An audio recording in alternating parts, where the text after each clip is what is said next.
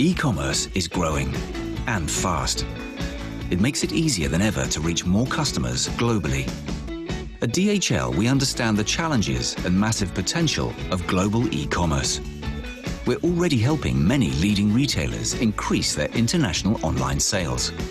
Here's how to get started. When setting up online, clearly tell your customers that you take international orders, ideally on your homepage. Get your pricing right by understanding all the costs of exporting. Think about duties, customs fees, insurance and shipping, especially size and weight. You can then build these costs into your pricing strategy, so no unexpected surprises for your customers at a later stage. When shipping internationally, having the right documents for clearance, knowledge of duties, and understanding the local regulations means your goods won't be stuck in customs. Find out where your business is growing and consider giving local currency, payment, and multiple language options.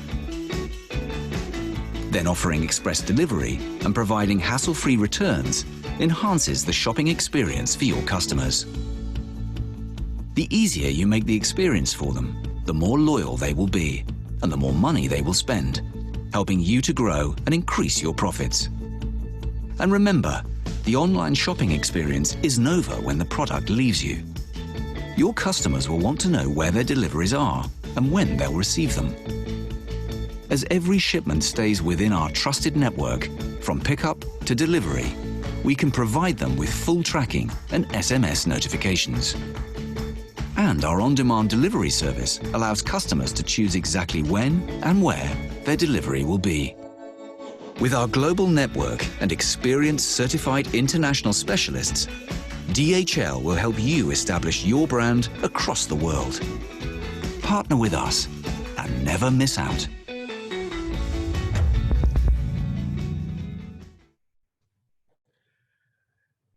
Hello everyone, and thank you for joining us for today's webinar. Go Global, Managing Business Disruptions and Staying Ahead with E-commerce. My name is Paul and I am from DHL Express, and I will be your moderator for today. So we are here live on Zoom together with our friends from Shopify and WorldFirst. So let me share with you the housekeeping rules for today's webinar, which are, if during the webinar, post your questions in the Q&A box in Zoom. Please make sure that you state who you're addressing the question to, whether it's to Shopify, to webinar, or even DHL Express or our panelists for today. Do keep questions within context of this webinar. We'll definitely follow up technical questions as soon as possible in the Q&A chat. Any content questions will be answered, of course, live during the Q&A. So next, let's look at today's agenda what we're going to present today for you. So first up, we have e-commerce, a good business continuity plan for retail, and that's a presentation by Shopify. How to scale at speed with a global payment solution. That's, of course, a presentation by WorldFirst. And finally, to our featured success story, we'll be having an interview with none other than MightyJaxx from MightyJaxx. After that, we will have a 15-minute Q&A session with all panelists, but please do send in your questions during the presentations on the Q&A chat, and we hope to answer them.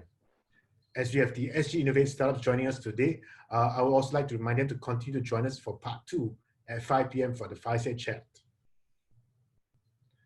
So we have an exciting lineup of speakers today who will be sharing their views on topic going global, managing business disruptions, and staying ahead. Let me introduce them. First, we have Sarah Tan, Partner Manager for Shopify. Sarah's role is to grow the ecosystem of partners around Singapore and APAC, and she works very closely with SMEs in Singapore to help them digitize. Secondly, we have Stanley Lee, Head of E-commerce of WorldFirst. Stanley spearheads the strategic partnerships and business expansion of WorldFirst's cross-border payment solutions and is an active contributor to the e-commerce scene. Finally, we have our own homegrown entrepreneur, Jackson Au, founder of MightyJaxx, who will be having an interview with our resident Gen Y improviser, none other than Joshua Wong. Jackson was an avid toy collector who has always strived for a less conventional path. With bold passion, a novel idea, and some persuasion, he started MightyJaxx. Today, MightyJaxx is a multi-million-dollar company selling awesome toys. And today we hope to get his insights on what he thinks SMEs need to do to go digital and to stay ahead of the curve. But before we start the presentation, let me first share our joint promotion with Shopify, WorldFirst, and DHL, and we'll quickly go through the details. So firstly, we have from Shopify the COVID-19 support package. This includes gift cards feature on all plan types, and the feature extended from 14 days to 90 days. And this will be applicable to new Shopify customers.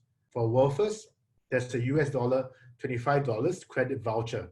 And of course, it's applicable to new WorldFirst clients, and the credit is applicable to on first withdrawal from WorldFirst of a minimum $, sum. Finally, we have DHL Express, and we're going to provide a 50% off all shipments, and this is a discount off our published rates to new DHL users, account holders using the Shopify and WorldFirst platforms. So for those SMEs and startups online, please take advantage of this, and we'll send you the details to all participants in our thank you note. So without further ado, I will now hand over to our first presenter, none other than Sarah. Sarah is from Shopify, and she'll be sharing about e-commerce, a good business continuity plan for retail. So Sarah, over to you. Thanks, Paul. I'm just going to start sharing my screen now, and hopefully you can see this well. Yeah, good. Sarah, we're good. Yep. Great, thank you. So hi everyone. Again, my name is Sarah. I'm a market development manager at Shopify. I used to do a lot of, I used to be partnerships manager, but my work is still very similar. I close product market gaps through strategic partnerships. And this is very much for our work in Asia and Southeast Asia. So I've been doing this in Singapore for about 2 years now, and starting to support other parts of Southeast Asia as well. Just a very quick note on Shopify. If you don't know already, it is a commerce platform. We have built-in integrations, to help take the technical aspects and complexities out of running your own online presence with an e-commerce engine. We help to simplify that process so that our users can focus on things that cannot be replicated with automation, such as sourcing for inventory and products, as well as certain parts of customer service. Today's topic came about as we were discussing, I guess in light of the COVID-19 situation, how e-commerce is becoming more and more attractive to retailers, and indeed we're seeing a lot of discussion amongst our retail communities on what is e-commerce, what does it mean for them, and how they can transition more of their business online. A lot of them have very different starting points, and I'm happy to have a chat with you, if you want to find out more about what this means for you. But today I just prepared a general sharing on what we're seeing in terms of trends. So very quickly, we power brands. Brands do very well on Shopify. This is an example of Allbirds. They are one of our biggest customers in the US. And anyone who has a very interesting story usually does very well on Shopify. For them, they sell footwear. However, their positioning is the world's most comfortable shoes. So if you have something special,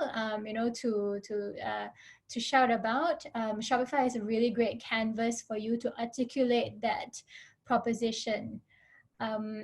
We talk always about making commerce better for everyone, everywhere.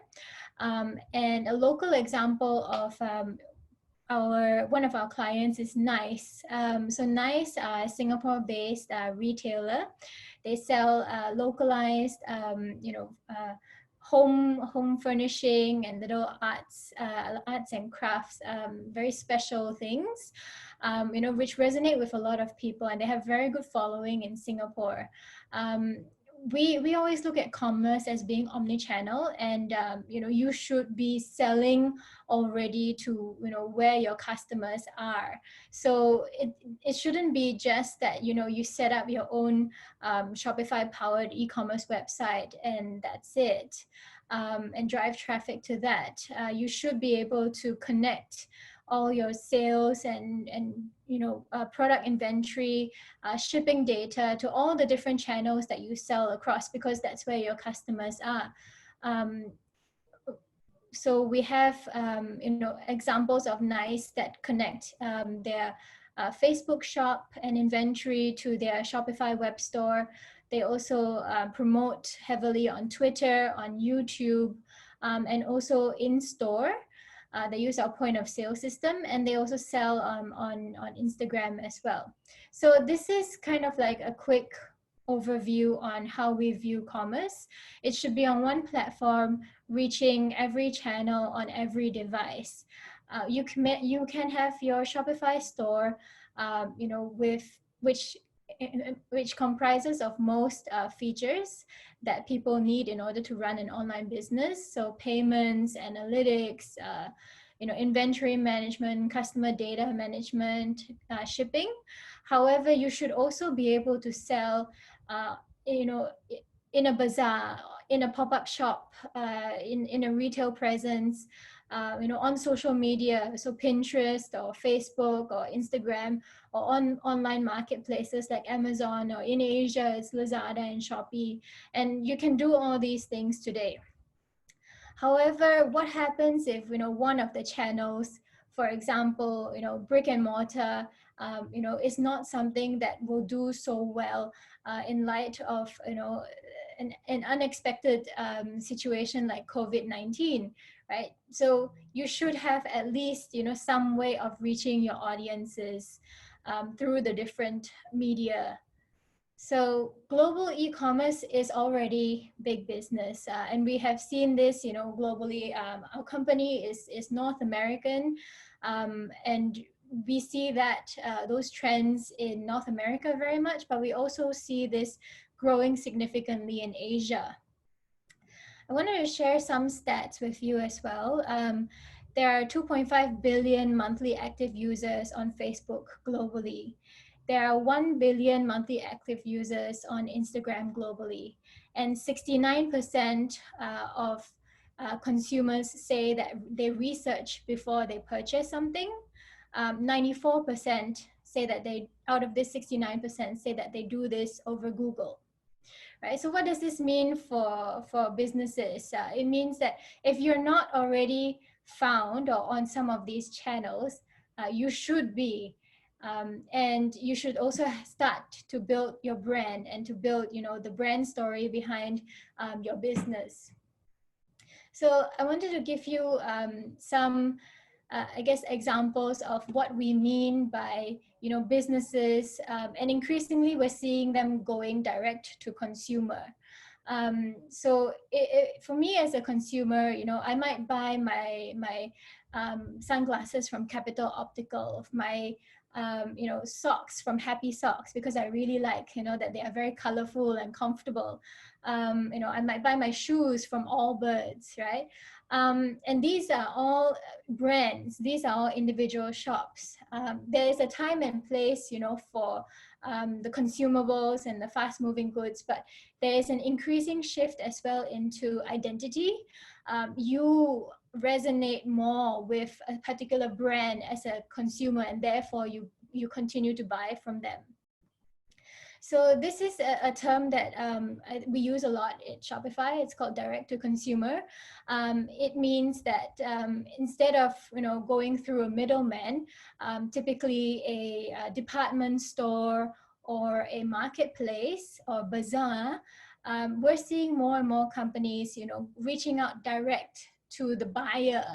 And what this does is that it helps to lower costs, firstly, and so consumers and the brands benefit. And the brand also benefits from greater control over production, marketing, and distribution. So 150 years ago, if you would look at retail, you would see this, right? You would see more of, department stores and many people coming to one centralized location. They would have to dig through a lot of inventory to find what they wanted. When they found what they wanted, they would be able to purchase. And so the department store was that central place where people would go to buy something. 25 years ago in online retail, we started to see, the introduction of technology. And, some of the early websites look very much like this. And fast forward today, you're starting to see a lot more sophistication in terms of branding, and in terms of customer experience. So I wanted to talk a little bit about how Shopify helps our customers reach out to their buyers more. And it's through this thing called social commerce. And before I go into social commerce, I do want to, pause a little bit and recognize that there are the B2C retailers that do very well on Shopify, but there are also the B2B, sellers where your customer is a business. And you might be thinking, how is this relevant in a B2B context? I do want to say that with technology coming in and making things like direct to consumer possible, the decision makers in a B2B scenario are also consumers. They are also human beings, right?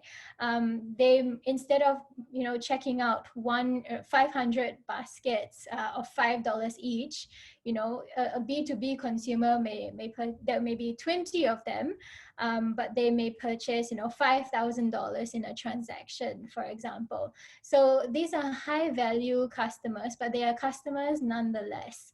And if you think about the COVID-19 situation, having to respect social distancing, traditional B2B sales is being disrupted as well. If you have a look at some of the business trade expos, that used to be running, they are no longer going to be, so prevalent. And maybe in the future, B2B expos will come back, but in fewer numbers, with more measures in place. So how should a B2B, retailer still try and survive and make connections? The good thing about technology is that you can extend your reach, right? Your audience is no longer just local, but it's global. And there are ways to reach these decision makers and influencers, not only through social media. I think about LinkedIn as a great example of a B2B social media, but through general media, and there are a lot of avenues for businesses to pursue as well.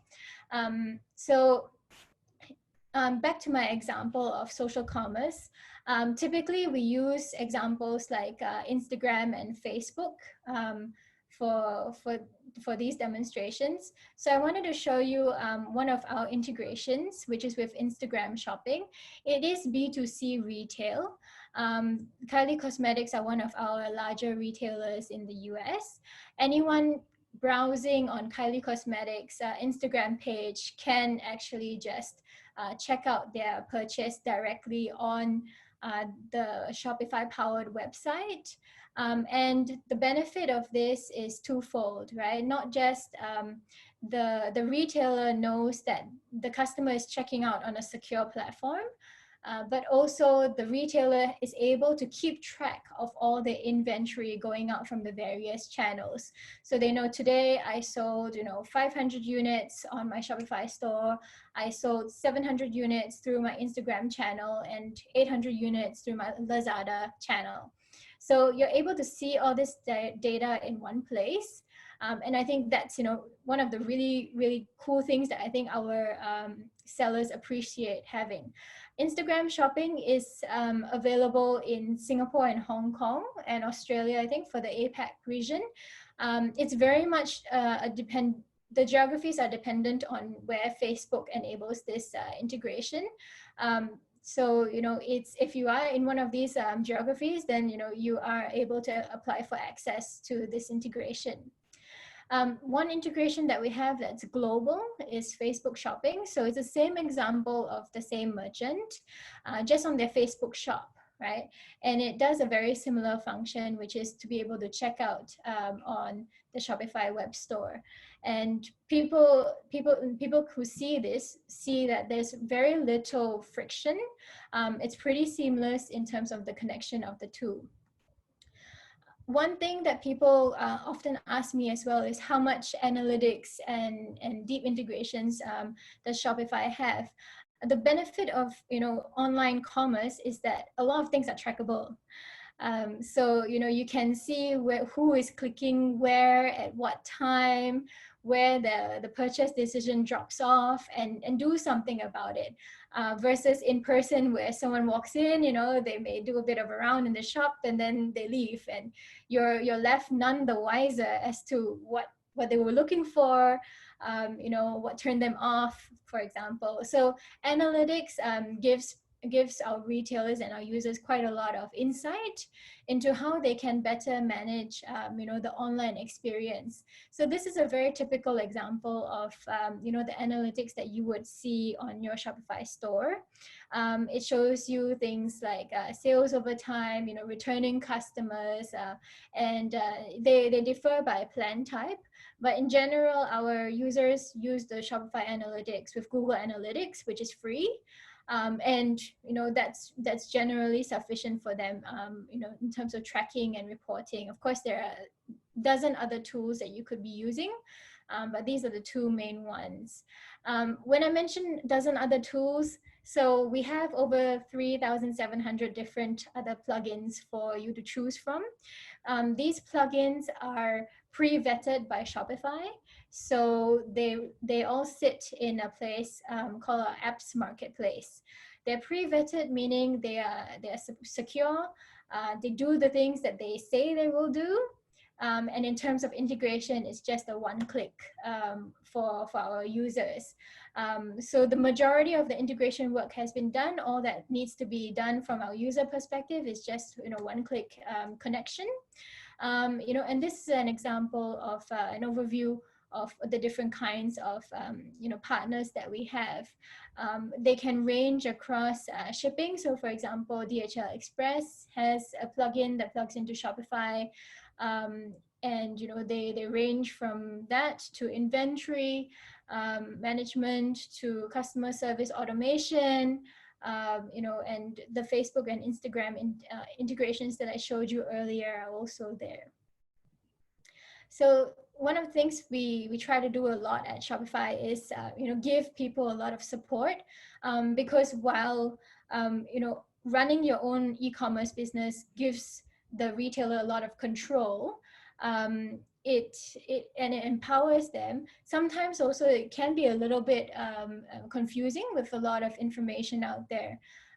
So if you are using Shopify or thinking of using Shopify, please bookmark this page. Our help center looks very simple, but has a wealth of information, and I use it all the time, from products to how to configure variants, to how to customize themes and everything. So it's very comprehensive, and we also have toll-free phone support, live chat, and email support for all our clients. So one more thing I wanted to mention is we also work with experts who are agencies that specialize in marketing and sales, or store setup, or development and troubleshooting. And these, there are, I think, about 7,000 or 8,000 of these companies all over the world that build on Shopify. So if you do want to engage someone, to help with the revamp of your store or your website, you can also do that on this portal. And every company is reviewed by their users or by the clients. So that's how you can see who might be a more appropriate partner for you to work with. The last thing I wanted to mention is the support package.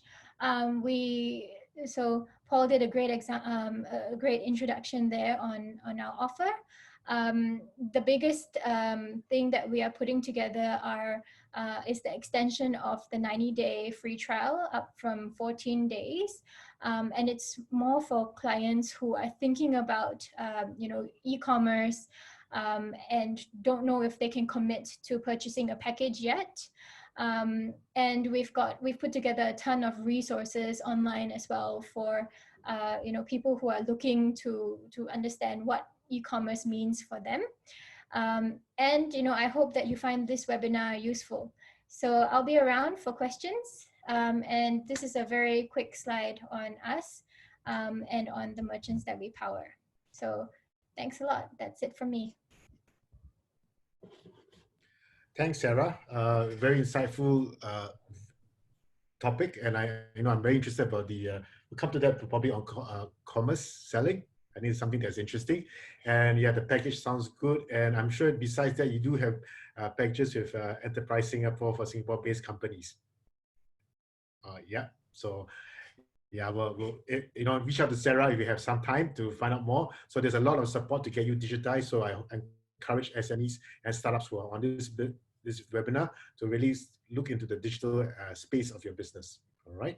So next up, we have Stanley from WorldFirst to share his topic, which is how to scale at speed with a global payment solution. So over to you, Stanley. Yep, thanks, Paul. Thanks, Sarah, for the great presentation. Let me just get my slides up.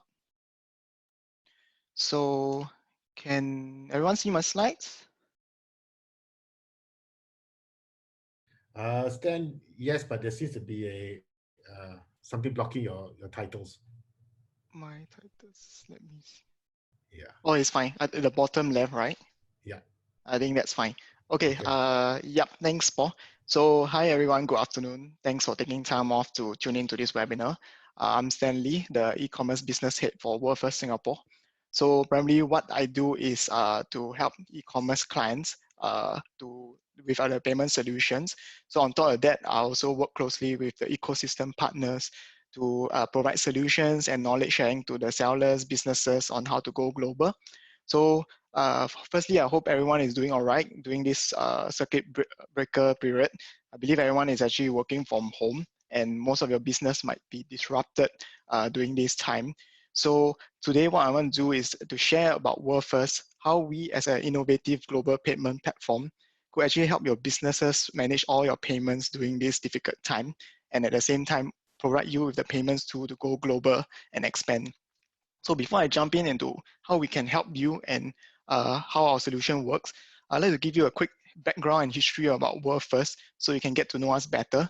So WorldFirst, we started in April 2004 in the UK by our founders, Jonathan Quinn and Nick Robinson. So a quick background about them. They were both bankers in the UK.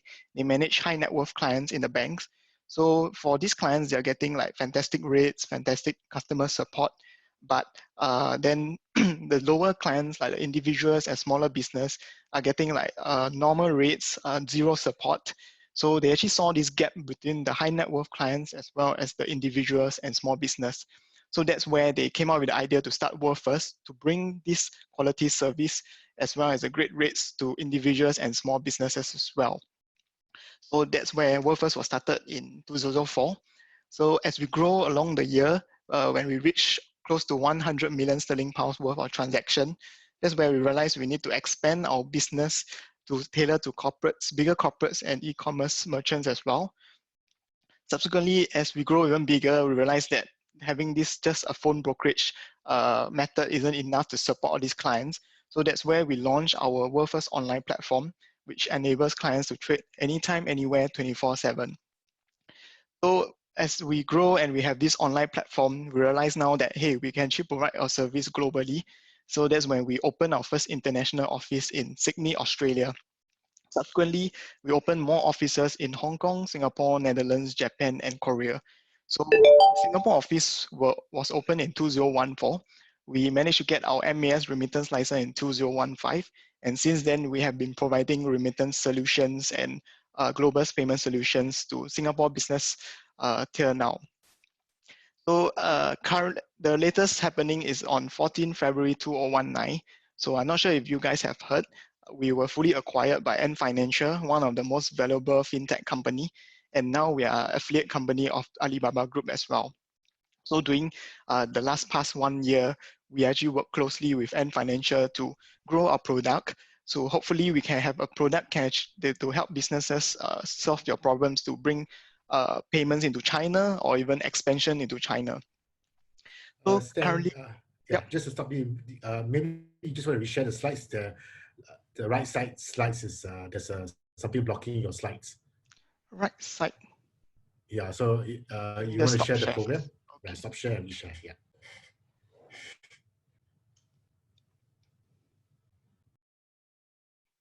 Is it better now? No, we're still seeing that box.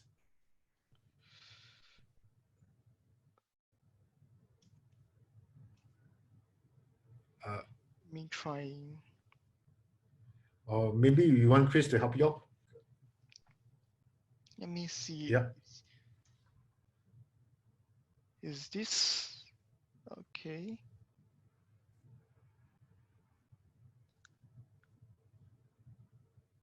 Yeah, much better. Is this better? Yeah. Yeah. Is it okay? Okay. Sorry about that. Yeah. So Go no ahead, worries. I Stan. think there were some settings that were set. Okay, no worries. So previously, was it fine, the previous slide, or? Yeah, now it's better. You can go ahead, proceed. Okay, so this is a quick summary of our history in WorldFirst. So you can see we started in 2004, and up to current date, we are fully owned by Ant Financial. So currently, we have 250 over active clients, which is doing over 1 million payments a year. And that has generated over 70 billion sterling pounds for us. We deal in over 130 currencies and have 600 over employees and growing in our global offices across the world. So we have 7 different offices in the world now. We have offices in London, Amsterdam, Dubai, Hong Kong, Tokyo, Singapore, and Sydney. So for Singapore office, we manage Southeast Asia as well. So along the way, we also won quite a few awards. Like for example, you could see that we won the Gold Trusted Service Award, which once again shows that we emphasize a lot on our customer support. Another award I'd like to share is we also won the Queen's Award for Enterprise in the UK. This is one of the awards that is in the UK is actually an official highest award for UK business. So to summarize and what WorldFirst wants to do and help you, so we hope to help businesses provide a faster, easier, safer, and cheaper way for you to do your business globally. And how we can do that is through same-day transfers on major currency like sterling, pounds, euro, that can actually help you with faster payment. We provide you with an online system 24/7, which will make it easier for you to do all your transactions. On top of that, we provide you with a dedicated account manager that will be able to assist you with all your transactions.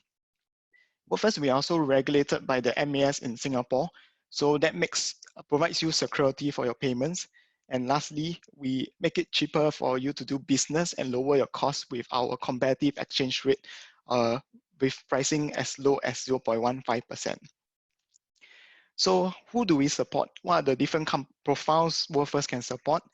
Here are some examples. We can support exporter, online sellers, importers, and individuals with your payment solutions. So we have these 3 solutions that will be able to help this different profile.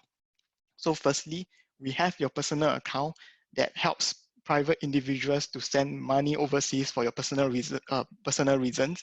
Some example is payment for your overseas property purchase. Another one will be paying for your overseas kids' education fees. Next up, we have a corporate account solution. So that's where we help businesses like Singapore SMEs or companies that does importing. So when you need to make supplier payments, we can help you with those payments. Lastly, we have the World Account, which is the one-stop solution where we can help exporters, businesses that offer service overseas, as well as online sellers to collect your overseas sales, and then also help you with your supplier payments. So this is a solution I'd like to actually share more in my next few slides, which I feel would be very useful for businesses in Singapore. So how exactly can the World Account help you? Very simple. So once you have a World account, you got instant access to 10 different currency accounts, all for free. So with these 10 different currency accounts, you can easily now collect funds from your international clients for free. So for example, if you make a sale to the US or the UK, you can actually use our 10 different currency accounts to collect all these like a local. So once you have all these accounts in your balance in World account, you can manage all these funds within the platform. You can transfer funds and convert within this 10 currency account, or choose to make a withdrawal back to your local bank account, or make a payment to your supplier directly. And the best thing is you can manage all these transactions anytime, anywhere via our online platform, as long as you got internet access. And lastly, we provide you with market-leading exchange rate for all your currency exchange within this platform, helping you to save.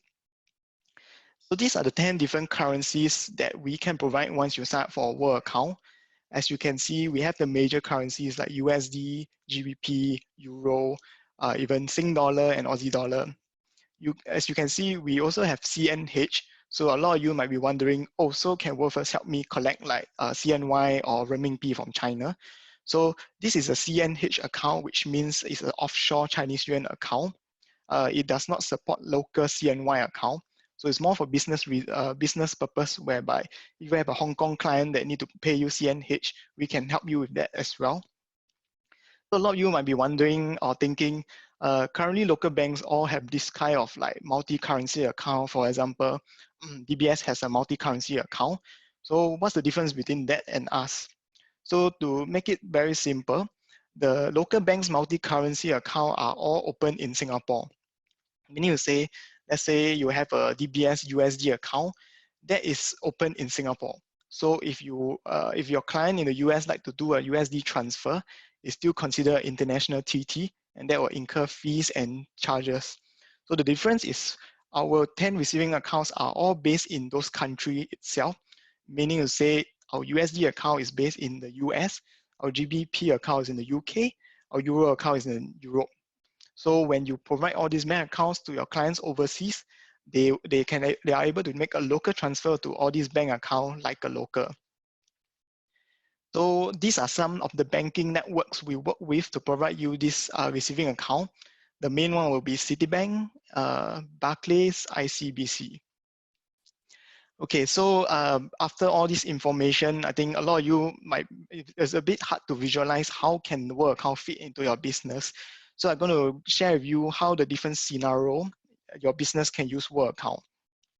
So firstly, if you are a Singapore business that does imports, you just buy goods from overseas, you need to make payments, you can get a Sing dollar receiving account under the 10 currencies. Simply top up the Sing dollar using your local DBS to World account. Once you top up the World account, you can then put it there when the rate is to your favor, book in the rate, add your supplier details, and then you can just directly make a payment to your supplier. So this is the most straightforward way you can use a World account for. So subsequently, if you expand overseas, or if you already have an overseas client, you need to collect sales, let's say in the US, you can now use your WorldFirst World account USD account, give it to them, they can do a local transfer, you can collect all these sales for free. Next, if you are looking to sell globally on marketplaces, or you are already selling on marketplaces like Amazon, eBay, Shopify, or even have funds in PayPal, you can now use these receiving accounts, for example, USD account, link it to all these marketplaces and get paid without any fees or conversion. So with all these collected funds, there's two options. You can either choose to withdraw back to your own bank account when the rate is to your favor, or use it to directly make a payment to a supplier without the need to convert back to your local currency. So all in all, it's a one-stop solution, payment solution to help you collect your funds, make overseas payment, and enjoy great exchange rate. So a lot of you must be wondering, so if everything is so fantastic, there's no what's the charges involved in this solution? So we have this transparent pricing model for all our solutions. It's very straightforward. We do not charge any hidden fees or charges. All we take is a spread margin from the exchange rate whenever you do a conversion. So as you can see, if you start off, if you are a new startup that's just starting out, your annual transaction volume below 750,000, you fall into our 0.5% margin tier. If you grow, as your volume transaction picks up, you go above 750K, your rates drop lower to 0.25. And as you scale to an even global bigger business and go above 7.5 mil, you drop to our lowest tier with 0.15%. So there's no fees involved at all, regardless of this conversion. All we take is a spread margin when you do a transaction. We also help with like same currency transfer. So some of you might be collecting USD from your clients.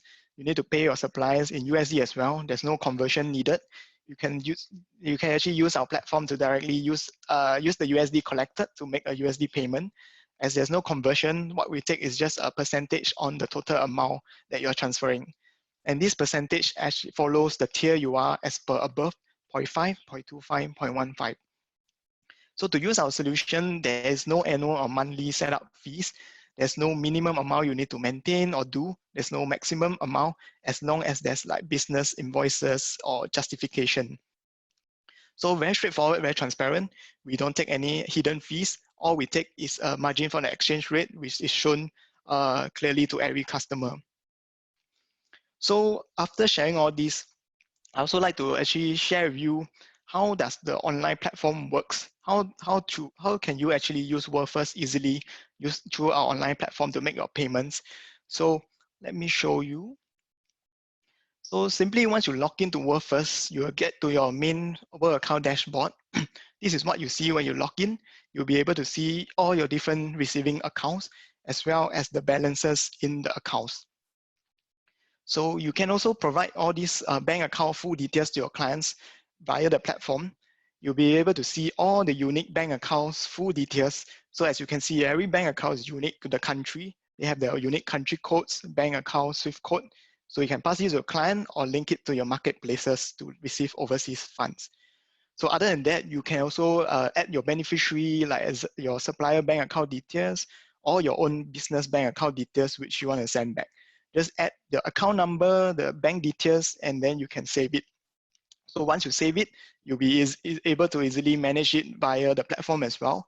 Simply edit, delete all this all via the online platform. And lastly, you can manage all your payments through this platform. Choose to either withdraw back funds from your currency balances or top up your Sing dollar bank account and make a payment. So within 4 clicks, you will be able to make a payment. Simply select the bank account, select the beneficiary, which is your supplier bank account you want to save, which you saved earlier. And you will be able to input how much you want to pay to your clients. Select the payment date you would like to do this payment. And that's it. You reach the last page whereby you get to see the exact offer exchange rate. There's no fees. Everything is transparent. If you're happy with that, click accept rate and book transaction and your payment will go out instantly. So this is how the whole platform works, whereby you can manage everything easily through this platform. So as you can see on video, it was like less than 2 minutes. So you can easily manage your currency, check your balances, add your beneficiary, make a payment as fast as 5 minutes, all within this online platform. So to summarize, how World account can help you as a business, as for your normal business, as well as during this COVID situation, we provide you with this global payment platform where you get access to all 10 different currency accounts. So now, if you see opportunities in other countries, like you want to go into, for example, you realize your products is high in demand in UK, you can easily expand to the UK, open a GBP account with us instantly and collect funds without having to worry, I need to open a bank account there, I need to fly there. So once you have all these bank accounts, you can actually easily transfer funds within this platform at your preference. So wherever the rate is, especially in this volatile movement, the rate is moving up and down every day, you will want a platform to be able to manage it anytime, anywhere, transfer between currencies that you need, make payments to your supplier or withdraw back to your bank account. And lastly, all these can be easily done via your desktop, your mobile. You just need your Wi-Fi access or internet access, log into your WorldFirst account, and you'll be able to see manage all these transactions. So yeah, to touch a bit on the promotion that Paul shared earlier, with WorldFirst, we are also offering a USD 25 credit vouchers for new clients that are signing up. So upon your first withdrawal of USD 500, instantly this USD credit voucher will be credit into your USD currency account, so you can use it to offset your future payments. So with that, that's all from me, but I'd like to leave my contact details. You can see a QR code on the screen as well. So simply, you can scan the QR code. It'll lead you to our WhatsApp business support line. So anytime you can drop us a message if you need help or you have any question. If not, you can drop me an email. I'll be happy to help you as well. Yep. Thanks, everyone. Thanks, Stanley. Yeah, appreciate your time in sharing us the WorldFirst solution and how SMEs and customers can actually reach out in the network to manage the suppliers. I will probably have some questions later, but for the audience, if you have questions for both Sarah and Stanley, please do indicate it in the Q&A box. The Q&A box is actually either in the bottom or at the top of the box of your screen, and that should be where you can actually enter a simple question, and of course we have a team ready to answer those questions, or Sarah and Stanley can take those questions later in the Q&A. So I encourage anybody to write any questions into the box. Okay. Without further ado, I actually like to now go to our main feature, which is actually the special segment, which is where we're going to interview none other than an SME startup, and that is actually MightyJaxx. So as an aspiring SME, we are privileged to have today Jackson join us today to give us his insights on what his thoughts are on the current situation, leveraging technology, and preparing for future growth. He will be interviewed by our own Joshua Wong. So let's get straight to the interview. Joshua, take it away. Hello, everyone. Hey, Paul, Joshua. Can you hear me? Hi there. We can hear you. Hey, Jackson. Hello. Hey, Can I hear? Oh, hello, Jackson. Hello, Jackson. So thank you very much, Paul, for the warm introduction. And hello to everyone. My name is Joshua Wong from the DHL Express Regional Office. Today, I have the very great pleasure of interviewing Jackson Au, the founder of MightyJaxx. As Paul has hinted, it's really a multi-million-dollar Singaporean company that sells truly unique toys all over the globe. So without further ado, may I introduce Jackson? Jackson, how are you today? Good, pretty good. All things considered, you know, first day working from home, and I just had a newborn, so a new one? Challenging, a newborn. Oh, okay. Wow. Sure, it's like juggling a lot of heads, but I guess that's expected as being a startup founder, right? Yeah, part of it. Part of it. So Jackson, actually, before we go on, right, my colleagues have asked me to, ask a question which a lot of them have been dying to ask, which is, could you tell us personally, how many toys do you have? You know, I lost count maybe a couple years ago. Like, I have them, stack them all up in boxes, some of which I didn't even open it. So then when we're moving offices, all my colleagues are like, okay, these are Jackson's. Like there's like 10, 20 boxes. Oh, like, wow. 10, 20 boxes. So man. I think, yeah, in the low thousands, I think. Yeah. Low thousands. Oh, wow. Okay. My low thousands. Oh, wow. That's really impressive. Like, I think like my personal toys, I think, yeah, it's probably 100 at max. So, wow, really, you're someone who's very passionate about toys, and it's now a business. So, on to the interview proper, Jackson. Could you maybe share us a bit more about your story, about how you became who you are today? Yeah, sure. Happy to share.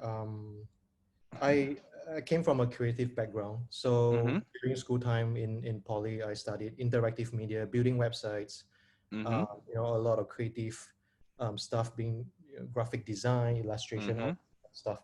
And it was really during that time where, I started to look at my design idols. So like Singapore, you have like Funk Studio, one of the most famous design studios.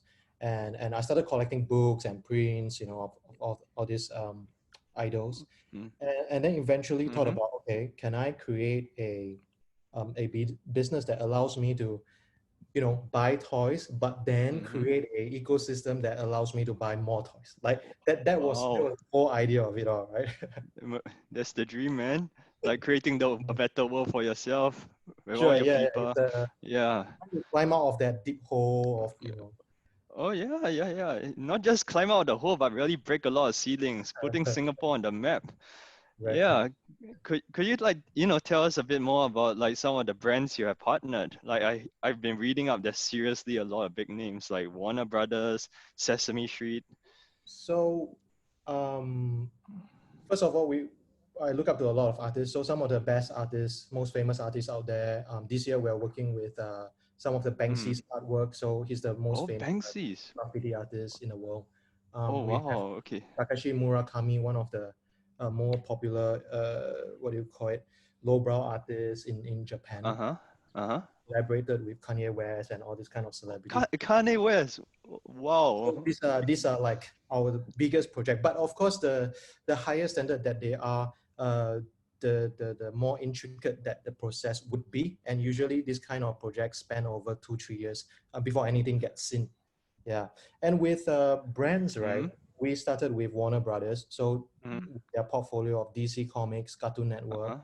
We work with Viacom, with Nickelodeon, Sesame Street, Fox, Disney, this kind of property owners. Yeah. Okay, wow, okay. That's most interesting. So generally, like, we are getting a bit of sense of who you are, right? You're creative, you're a global entrepreneur representing the Singapore flag internationally, and you already overcome a lot in order to build this business. So, I think at this point, I want to talk a bit more about your business, right? Could you maybe share with us, how MightyJaxx as a toy maker has recently become a digital company, almost like a startup. Could you maybe share us a bit more about that? Yeah, I think to understand that, you have to understand the origin of where it came from, because we are in a rather conventional business, because we're talking about conventional manufacturing, molding, packaging, all the kind of what do you call it, really tangible processes. Very physical. Physical, yeah, absolutely. And these are some kind, you can go MightyJaxx Whoa. to check it out. But this is the only one I have at home. So okay. Yeah. So the favorite out of 1,000. Yeah. So this is Tokidoki. We work with this Italian designer. So anyway, this kind of products is rather conventional, right? And of course the whole supply chain revolving around e-commerce and logistics has always been a big part of the business starting. Most definitely, yeah. On shop and then it was only late 2018, early 2019 that I began to realize, okay, we can keep creating more products and generating higher revenue, but it would become a pattern, and it's almost too repetitive in a sense. And so we begin to think about, okay, what does our collectors or customers lack? After we sell them the figurines, what are they looking for? And when we go down that rabbit hole, we sort of uncover a problem that we wanted to solve. Okay, right. So that's very interesting, right? And it's very nice that you put it, it's about what you lack. It's always trying to figure out, like, how can we solve our customers' problems better? We are not just satisfied with what has already been done. Let's try to do something new. So from what I understand, you guys are quite big on blockchain, right? Could you maybe share us a bit more about it? So the problem that we uncover is that with collectibles, whether is it toys or shoes or bags, in a secondary marketplace in like eBay and StockX, for example, the value often, it would appreciate by 10 times, 20 times. It's fairly common in the world of scarcity, right? Okay, I must get it wet. Only these 1,000 people could have this, right? Naturally, the demand would then create that perceived value of it. So the challenge that our collectors face is that when you're buying such an expensive item, right, online, then what would be the safety net, I guess? What makes products MightyJaxx? Aside from the fact that it looks and it is branded like MightyJaxx, but how do you truly know that it's authentic, right? And in the whole process chain, especially in manufacturing, there's a lot of, shall I say, gray areas where certain things can be done that go through the back door. You get replicas, you get AAA grade stuff. And so we begin to tackle that problem. And the solution that we came up with is a proprietary blockchain structure that we developed in-house, and of which consists of a hard product as well. So a certain proprietary chip that we would embed into the products from a manufacturing level.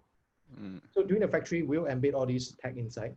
And after when it goes to the customer, you can just use any smartphone, tap on it, and register your ownership of the physical product online on blockchain. So then blockchain creates a history and a ledger, almost like a provenance, of the ownership. I see. Okay, so I'm really making it like tamper resistant, really saying it's yours. Like, I can definitely imagine how this is like, because from the way you're describing it, like the market, I look at the toys and the design, it's almost like you're making like fine art, right? There should be in one of those posh art houses, right?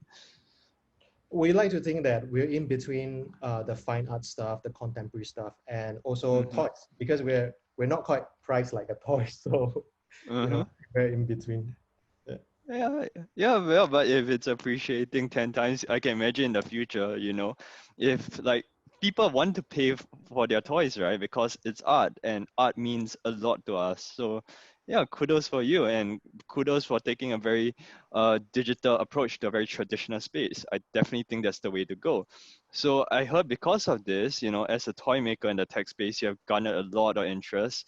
SG Innovate has even invested in you guys in a pre-series A round. So could you maybe share with us, like, how was the conversation like when you approached them or they approached you to say, hey, this is a legit idea that's going to disrupt you? Because the whole initiative of the smart city movement in from last year onwards brings about a couple of key partners locally, as well as global partners from the blockchain space. So we were selected as part of the Track Accelerator first batch program. So they sort of put us into master classes, and we traveled to a couple of countries to pitch to the relevant investors, as well as tech partners. And of which in Singapore, we met SG Innovate, because they are one of the key partners for that program. And we met the venture partner, and I think they have shared interest in the space. So the person, the director that's taking care of us, it's Victor. So shout out to Victor, and he's really in tune with what we want to build, because he himself collect like G-Shock and stuff, like all the collectible stuff. So the language becomes quite similar, our frequency is similar. And from there on, he also realized that there is that gap that blockchain could serve from the consumer end. Because when we talk about blockchain, we always talk about mostly on the logistical side of things, because it makes the most sense on a back-end logistical part of things. To track the different stages of the parcel, for example. But from the consumer end, that is sort of lacking at that moment. And so it was I would say it was a really quick deal. Like, it was a really quick and fast deal. Yeah, that's good. That's good. Like, your investor knows who you are. Chop, you got it. So great that you have managed to find such a great partnership with Victor. So I guess, now that you mentioned one of our favorite words in this webinar is called logistics, could you maybe share us a bit more about, how important it is, the logistical elements in running your business, especially when I hear things like customer experience, or as well as managing or protecting the very fine products you have? So the two largest costs that we have in the company is production, and to almost the same scale is logistics. So these are two main bulk of money that we're paying out, right? And so there come a turning point in the company's life that we realized that, oh, actually we are paying quite a bit on the logistical part of things, and we thought, okay, let's make it a little bit, let's be a bit more serious about the partners that we want to choose, right? And we've done everything, trust me. We've done 3PL, 4PL. We've done it in China, we've done it in Hong Kong, we've done it in Singapore. We try to run it ourselves as well. We work with all kinds of partners. And the truth is, finding that consistency is really, really challenging. And because end of the day, there are a lot of human effort to it to make this work because of the nature of what it is, right? And so you gotta find the partner with the, I suppose, less percentage of error in that sense. And I would tell you that with DHL, we have been with you guys for a very long time, and we really appreciate the support and everything that even when we were not shipping out that much items. Yeah. So as we scale, as we grow, the support just match up to it. Yeah. Okay, that's very good to hear. I mean, I can already hear Paul greening already there. You know, our team's doing a very good job down in the Singapore office. Yeah, so okay, so very good, very good. So I think from you know, this element, right? I got probably one question left for this segment, which is what kind of markets are you focusing on right now? Like territories. Yeah, in terms of where you're expanding to. So when we started, US is the most mature market for us. They take about 40%, and it was just last week that our sales team was talking about the biggest share of our revenue this year, and it's gonna be China. So China takes up about 65% of our sales thus far, and we do see a pickup from, you know, post that situation for China, and it seems to be growing at quite a good pace, and so I'm pretty confident that this year China will be a huge market for us. Yeah. Okay, very good. I'm looking forward to hearing some of the, like, you know, the big Chinese brand names partnering with you beyond just all the Americans as well. Like, you know, get both sides of the Pacific. So let's move on to the next segment, right? So that's where you came from, and it's really a lot. But probably moving forward, right? You know, what's on your mind these days when you think of the future? I think there has never been a more important time to focus on blending digital and physical space. And the most apparent of them all is, you know, what Sarah mentioned earlier, which is the omni-channel part of things. And how does retail experience then complement the digital e-commerce part of it? Because quite frankly, right, we started out as a digital e-commerce, fully e-commerce brand, but we can't just have that as a strategy. We do have to take retail experiences or ticketed exhibitions of what we do very seriously to sort of spread that culture. Yeah. Okay, very good, very good. So okay, so can you maybe share us a bit more as well, like, you know, in terms of any like new products you might be thinking of these days? So we just came out of a accelerator program with Ubisoft, so the French gaming giant, and we're one of the 8 companies in the world to be part of that accelerator program to Wow. develop future entertainment. And how does collectibles have a place to play in the gaming space, and not just the gaming space but the esports space as well, right? And so that would give you a good sense of direction where we're going. And we also just signed a global deal with Hasbro in US, Hasbro. Wow, okay. and they have tons of properties that they are letting us run wild with it in that sense. Oh, So, wow. so we're going to Kudos come to you. with that artistic angle, with that digital angle, and sort of make sense of it all, of this ecosystem, digital and physical, through using their properties like Magic the Gathering, Dungeons and Dragons, kind of stuff. Yeah. Okay, very good, very good. You're talking a lot of my language now. So Yeah. yeah, yeah, like I don't have much toys, but I am a gamer, folks. So Awesome. very Great.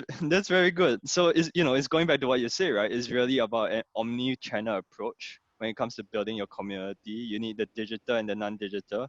You need to always ask yourselves, how can I solve my tribes, my fan club, my community's problems better, and to, you know, never be satisfied and keep trying out new methods. So I think at this point in time, we are coming near the end of the interview. So could you maybe share us a bit more about what's the game plan moving forward for the company? Well, I think regardless of the times that we're in, situations that we're in, there are three things that are pretty fixed for us to work on. And that I always believe it to be the people, the process, and the product, right? You hear it all before you hear it again, but that's because it's simply true. And with processes comes certain things that you can't control. And you have to rely on the goodwill of people to get it done, i.e. logistics, e-commerce platform, of course, WorldFirst as well. I'm naming all these companies, and it's not because that this is the panel it is, right? But the truth is we use all these companies, right? We work with you guys. And it's so essential because they solve a much a universal problem that could benefit us immediately, right? It's almost like a plugin in that sense. So I think that is definitely a process, and having the right people to understand where the company is going, what could it be, the ability to dream, to have the vision. That is not just a one-person job. It's too heavy. There's got to be like, you know, the whole team's vision moving on. And of course, the product, which is, I would say, the easiest among all, because, you know, it's been done, it can be done, and it's just a matter of time before you reach that pinnacle of a product. So I think I always focus on these three things for the future. Yeah. Okay, very good. And I think it's a very good way to summarize it, because, you know, like it shows like you have a very broad-minded idea of, you know, building the community, building the ecosystem. And as well, we are very proud to have you with us, you know, have you, MightyJaxx, as part of our ecosystem as well, and really looking forward to doing more partnerships together. All right, so thank you very much. I think we have come to an end for the interview. So I will now hand my time back to our moderator, Paul Goh. Paul, over to you, please. Thank you, Joshua. And Jackson, on behalf of the panelists and DHL, I want to say congratulations on your newborn. Right? It's a great time. Trust me, as a dad, I know it's wonderful. Of course, we want to thank you for the support for you know, using all the companies here, and, you know, we will continue to work together to see how to get things done for the MightyJaxx group. Okay, so right now I would probably now like to move to the Q&A session. So again, if you have any questions along the way, please go to the box and enter in the Q&A box and enter the questions, and we'll go through them, and of course we'll answer those questions with the panelists themselves. So further ado, let's run into the questions. So the first question, I guess I'll answer live, is really for somebody, and this is, I think, to MightyJaxx, to Jackson himself. On what channels is MightyJaxx selling on, and any marketplace, or are you only looking at a .com solution? Jackson, if you're there. Yeah. Yep. Yeah. So with the channels, we actually just focus on our Shopify platform, so it's just MightyJaxx.com. And I think, although it is because of the products that we sell, because it's rather niche and targeted. And so, you know, by putting it onto other platforms, right, it might not benefit us as much, rather as opposed to having a concentrated audience who's always going to the main website for the purchase. So I think it's got to do with a lot of the type of products that you sell. Yeah. Okay, so I guess yours is more of a direct product to consumer, because it's unique and retail type. I mean, unique to your product, right? Unique to your what you're trying to sell, which Absolutely. Is actually next. Yeah. So which comes to the next question from the panel. I mean, from the audience. For MightyJaxx, do you see counterfeits of your products, and how do you fight that, or how do you counter such things? Yeah. So we do see counterfeit of products, and I collect them. I'll buy like all the counterfeits and store them, and have this like shelf of counterfeit stuff, which is it's pretty amazing, because they don't exactly do it as you do it, but they sort of add their own twist to it, so it looks all weird and like funky. So it is precisely this problem that we are developing that blockchain authentication system, right?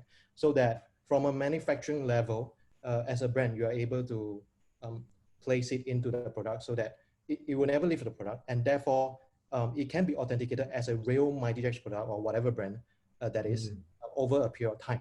And this technology doesn't require electricity or anything, right? It's a passive technology. So it will last for the next 10, 20 years. Oh, I mean, that's interesting. So just out of curiosity, from a security and a counterfeit perspective, have you been successful in reducing the effort through the blockchain solution? Yeah, absolutely. Yes, because when you see other brands implementing such things, you would see certification, paper certification, or a sticker or a foil sticker or something like that. But all these items, right, can be fabricated, and it will be fabricated by people who have that intent to replicate. Now, with a chip, of course, with the backbone of the blockchain infrastructure, it allows you to have a immutable, like single, super secure, tag, and it cannot be replicated at all. Now, due to the nature of blockchain, then it doesn't allow a replication to be done. Okay, so it doesn't allow you to do replication because of the blockchain. Okay, Sure. good. Yeah. So maybe I just want to move on to maybe let's look at another question. Actually, this is a question for myself to basically WorldFirst. I guess Stanley, maybe at this time, can I just check with you with the current situation? I'm sure the currencies are moving. I've seen the US dollar exchange rate move up and down. How does the WorldFirst solution help out with SMEs to really manage the currency risk? And in particular, and especially how can they time their payments to suppliers, which I think are key concerns with the current situation. Yeah. Thanks, Paul. Sorry, thanks, Paul. So I think to address that questions, yeah, you're right. Currently, the currencies are very volatile due to what's happening globally.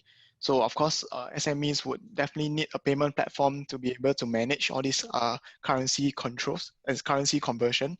So what WorldFirst can do firstly is, what we can do is we actually offer much better exchange rate compared to using the banks or traditional payments methods. So firstly, that would already help you save quite a bit. We don't actually charge any TT fees or any transaction fees. So that's another second savings, which most of the time is the bulk of the pain in terms of like payments fee, is all these transaction fees, overseas commission charge. So first of all, we help with much better exchange rate. Secondly, with all this movement in the currency, you will need a payment platform to be able to help you hold certain currencies when you need it. So what World Account provides is the 10 different currencies. So for example, a SME that has clients in the US, they receive USD. And for example, the USD weakens quite a lot. You wouldn't want to sell it to buy Sing dollar because you end up getting much lesser Sing dollar. So World Account gives you this platform to hold the USD without the need to convert or to actually bring it back to Singapore when the rates are not to your favor. So in a way, this platform gives you this flexibility to collect funds, store it there, convert only when the rate is to your favor. And lastly, what we do also, we provide like markets updates through daily news to clients. So that's something that that's for SME that could be busy with other issues. They got no time to read what's going on in the market, how the currency is moving. What we do is we actually do a daily update that updates you on the summary on the key happenings in the market. So even on your go, like let's say you wake up, get a coffee, you can just slide through, read like today what's happening in the US, this could affect the currency. So these are little things that actually could help SME in terms of managing their currencies. And that's what WorldFirst as a payment platform strive to provide to SMEs. Okay. Thanks, Stanley. I think it's important for the SMEs to understand the currency risks that you face. So having the WorldFirst account or putting in a platform that you can manage that risk helps you also save money, especially at a time of uncertainty. So you do check out with Stan. I also have a question for Sarah, and Sarah from Shopify. Sarah, just out of curiosity, how fast does it take for a B2B or B2C customer go on the Shopify platform and start, selling online or doing the e-commerce channel? Great question. So Shopify is actually fairly easy to set up. You don't need to know technical, you don't need to be technically trained in order to use Shopify. you have access to the code if you wanted to, make customizations, because when you purchase a subscription, it is yours.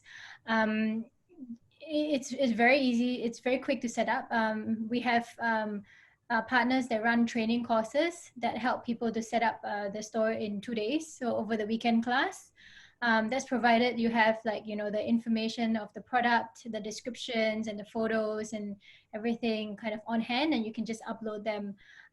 So it can be as quick as that, or it depends on what version you're happy with to go live. So you could go live with a really quick version, and then tweak from there, and all the updates will be made live as well. So that's the good thing about Shopify. So that's why our trials have always been about 14 days, because we know that if beyond 14 days and people really haven't done anything to their stores, we think, okay, it's probably not going to happen anymore. But just in light of this exceptional situation, we're extending the trial. Yeah, thanks, Sarah. And I mean, just out of your experience, how important is taking a photo of your product? Very important. I think it's something that people sometimes underestimate.